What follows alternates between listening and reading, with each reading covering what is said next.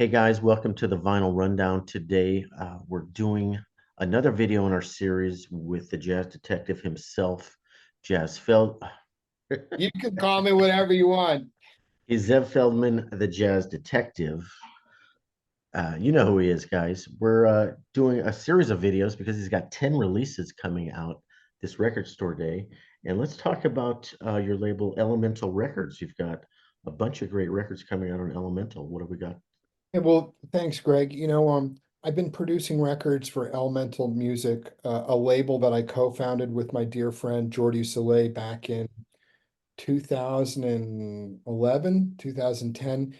And over the last, 10, 11, 12 years, we've been putting out a lot of different projects together. And they invite me to produce records for them, which is a really nice thing because our musical tastes really align. And this year, we're producing several projects together. And I want to start with Yusef Lateef. This is a really interesting project. First of all, this is a recording that has never been officially released before. We've been working with the great folks at INA in France that have access to the original ORTF radio archives tapes. In so many different instances over the years, we've been able to work with their original sources to create really incredible sounding broadcast quality, oftentimes stereo recordings of these different artists, that giants that played in France. I don't think it's any surprise, but so many of the European radio networks like the ORTF and the legendary Andre Francis, the great producer, they captured so much music together.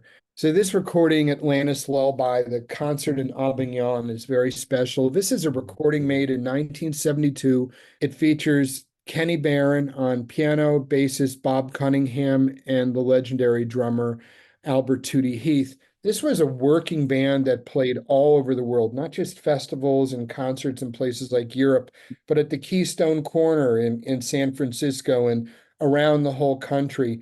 This was a really vibrant, tight unit. And when you listen to these recordings, it just really speaks to the genius of all these musicians. They're all virtuosos.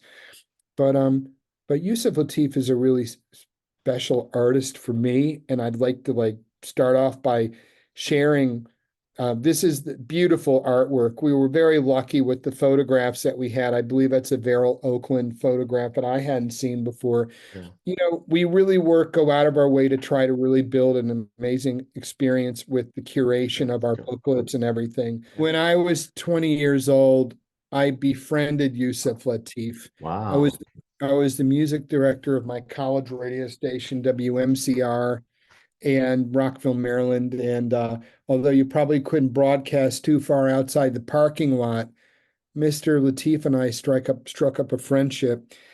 I I it was my job to get music sent to the radio station. And I had a jazz program. And in the back of Downbeat magazine in 1994, there was an advertisement for YAL Music, which was Yusef's label. I called, and who picked up the phone but Mr. Lateef himself? And I explained that I was in college and, I had this radio program, and he would send me all these new releases that he was making. A lot of them were with Adam Rudolph at the time. And I was actually introduced to what Yusef Lateef was working on in the moment back in the 90s before Prestige and Savoy and Impulse and his amazing recorded legacy. Um, but Mr. Lateef was so kind to me, and it was a short. I just didn't. I kind of drifted away, but he did more than just send us music to play at the station. He would go on tour in Europe and places like Germany, I recall, and postcards would come in when he would go on tour. And one time, unsolicited, he sent a letter of recommendation to the professor that headed our department, letting him know that us kids at the college, at the radio station, were doing a great job. And I just remember how nice he was. And, I was 20 at the time, maybe to 20. And he was inquisitive. This was a guy, when you read about him, he was always learning, always studying, like had a thirst for knowledge and was just a really brilliant man. He was a really kind person. I gotta tell you, I was just really struck with how gentle and sweet this man was. And I really regret that we didn't keep in touch. But it was in those years that followed that I really did the deep dive back in his catalog.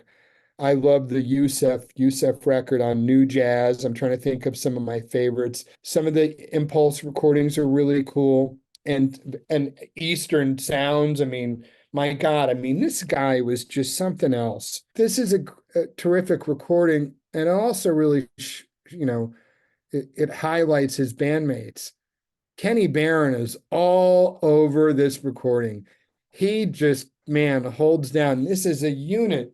I'm sure that, as they say, the roof probably levitated and came off the building, and it's tour de force. It'll remind you of how great Yusef Lateef was. And it's nice. You get like really an interesting mixture of different repertoire that they do on this date, but they bring down the house and it's wonderful. And working on this, when I knew that I was going to have a chance to do a project, it became, very personal, very meaningful to me. I'm very grateful to Aisha Lateef, Yusef, Master Lateef's widow, for allowing this project to happen, and to Elemental Music for coming to me asking me if I would like to sign on. Absolutely, I would. So I'm very proud of this. Oh, I had no idea you had a personal connection with him like that. And this is your first Youssef release, as far as I know, right? It is. I've never done a project with him before. So you can imagine, I was like thrilled. The guys came to me at Elemental, like, look, Ina has some tapes, and we'd like to put this out. What do you think? And I was like, oh my gosh, are you kidding? Yeah, of course. And anyways, we have some really remarkable voices that you were showing up some of the different essays. Adam Rudolph, who had a really close connection with him, but James Carter and others. And I think that it's really a chance to and Sonny Rollins, my Yeah. gosh, You even have how Sonny generous saying a was few words. That's great. Sonny was so generous. He's been really kind to me, allowing me to do interviews. I love putting out his projects, but you know what? I want to put a microphone in front of him and have him share wisdom. Just a sidebar, like when I interview people, to me, for me personally, especially like someone like I've worked with Ahmad or Sonny Rollins, you really get this optic lens going into a whole different generation, a whole different time, and different perspectives that are frankly lost on a lot of us now, but maybe we didn't get exposed to in the first place. Documenting those voices from those people really matter. That's why another reason why I think these projects are great. I'd like to think that years from now, just like when people cite books as references and such, that folks are going to be able to cite the liner notes for these different booklets for these releases that we do. We're always trying to raise the bar, you They're know? absolutely historical records of great people, Yeah. great artists. So fantastic. I was This was one of the ones I was most excited about when I heard you were doing Youssef, and I had no Um, idea you had this long personal connection with him. it was, Yeah. it was a couple, it was like a year and a half or two when I was at the station in school. Hmm. But dude, like you'd ask me, how's your parents? Like, Hmm. there was like some personal things, but I think he was just interested in speaking to a younger person to get a younger inquisitive. He was a genius and really a Um, soft spoken, well, just a wonderful giant. let's see. I've got this one, and I'm going to say that this was the kind of the sleeper. And I love Mal, but I had no idea how amazing this is, because this is really all very new music, and this is absolutely a fantastic record. So you tell us what we need to know. I love Mal Waldron and I love Steve Lacy and I Mhm. love Reggie Workman and I love Andrew Surreal. But let's talk about this project. What's not to love? So the guys at Elemental came to me with this release last year. Hiromi Walden, Mal Waldron's widow, is actually kind of connected to us indirectly because Hiromi Walden's one of her dearest friends is the wife of Patrick Willen, the son of Barney Willen, who we are connected with and dear friends with at our This label.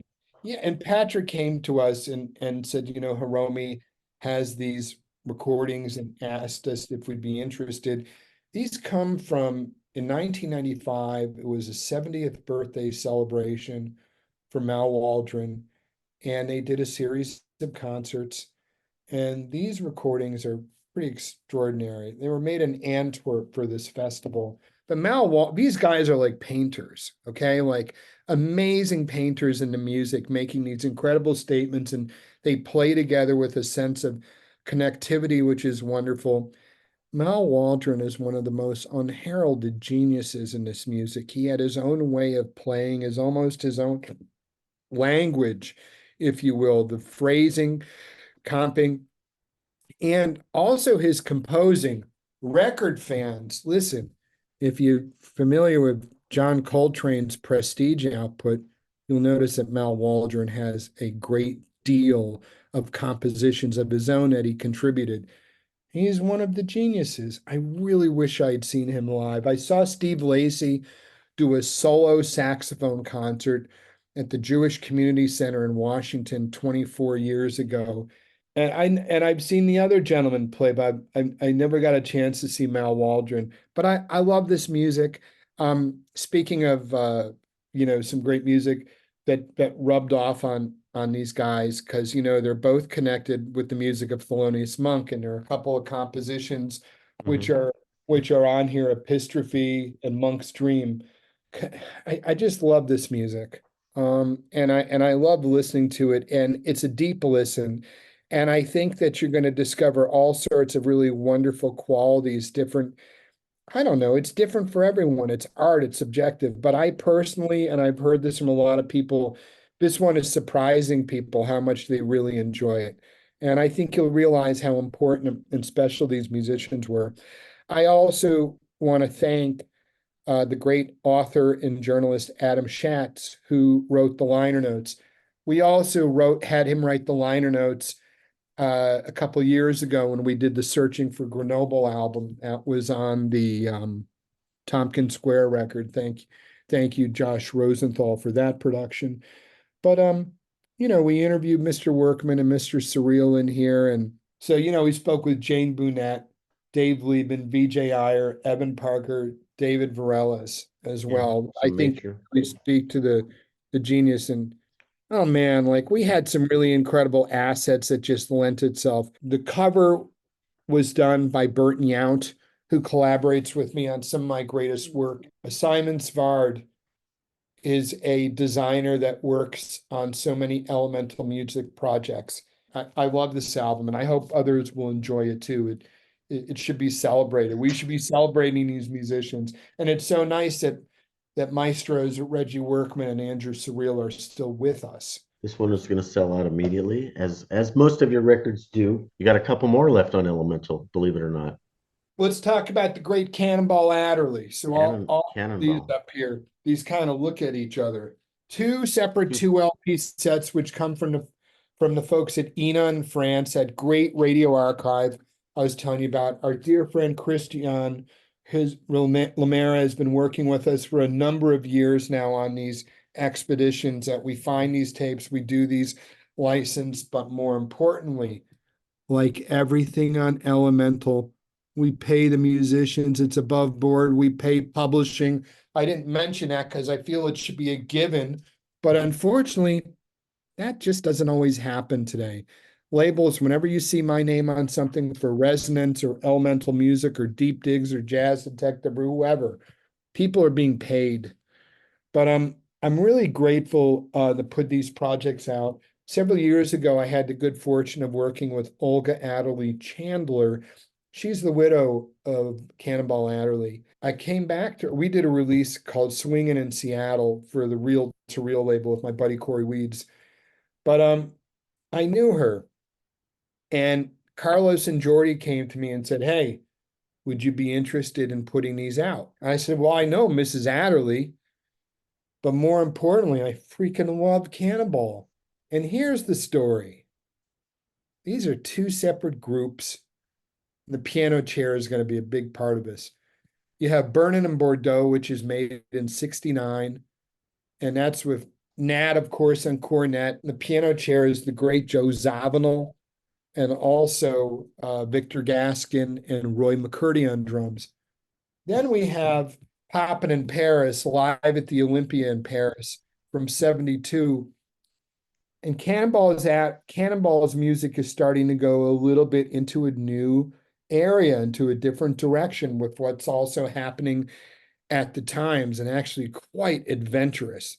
But this time, besides Nat, of course, we have the great George Duke. Yeah, the guy Wow. from Motors, and one of the legendary keyboardists who really helped shape the sound of this band.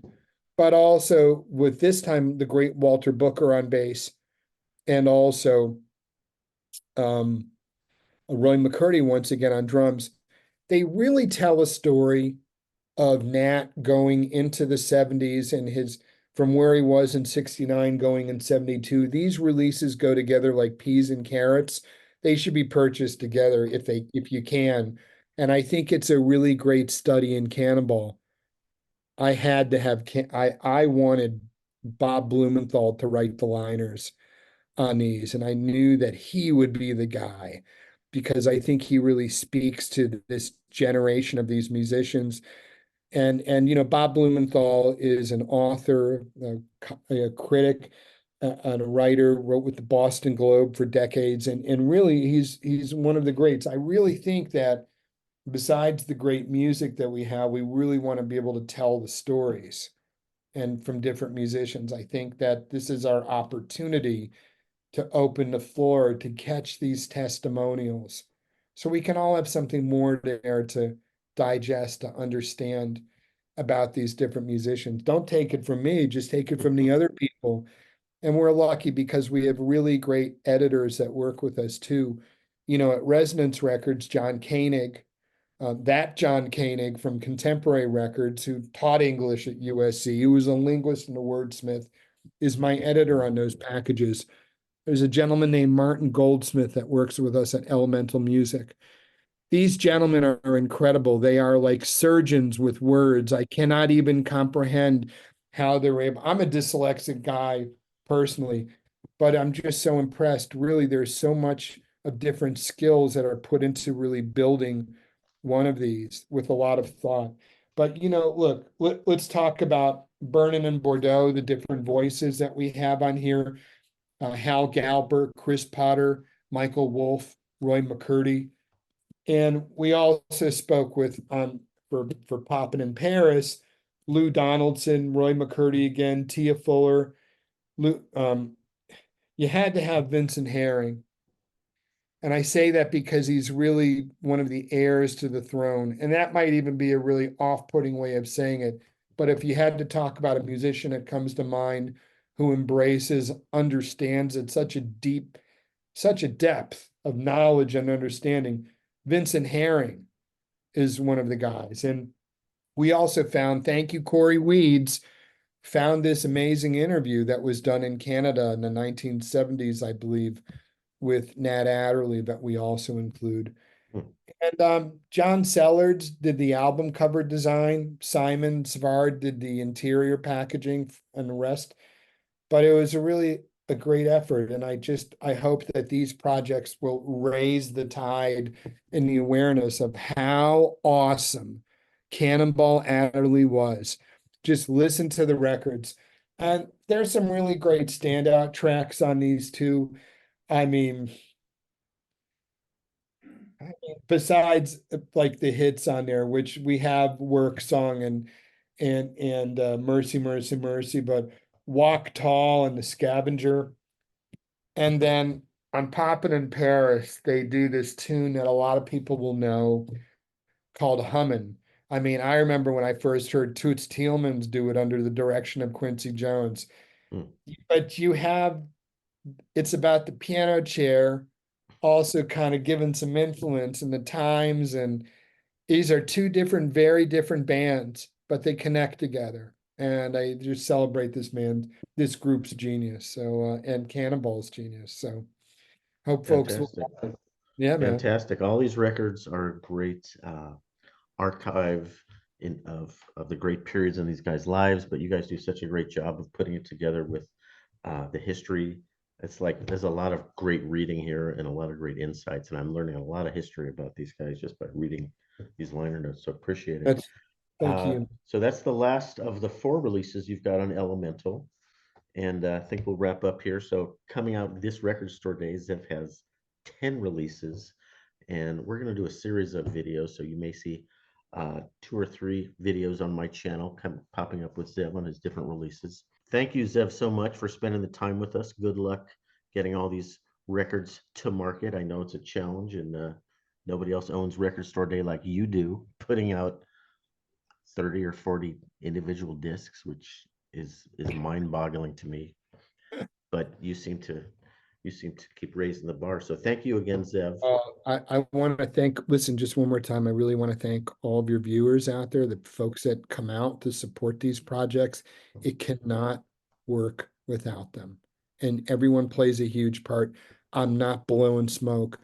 I just want to keep going, but if folks don't support the projects, they can't happen. They're out So there lining up at 5 a.m. to get in line. People line up around the block to get to record store day. I don't know if you've experienced it. I'm not doing that anymore, but I used to. You get there and you pray for what's on your list, and they say, "Yep, sold out. You missed it 5 minutes ago. Sold out. Sorry, you got to get there early." All right, Zev. Thank you so much, thank and you for having me, man. we'll Thanks for check. all your support, Greg.